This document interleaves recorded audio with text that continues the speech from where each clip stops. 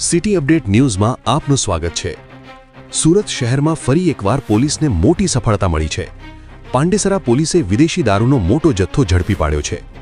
પોલીસે વિદેશી દારૂ સાથે 3 આરોપીઓને ઝડપી પાડ્યો છે। આ કાર્યવાહી દરમિયાન વિદેશી દારૂનો જથ્થો, એક 4 વ્હીલ ગાડી અને મોબાઈલ ફોન મળી આવ્યા હતા।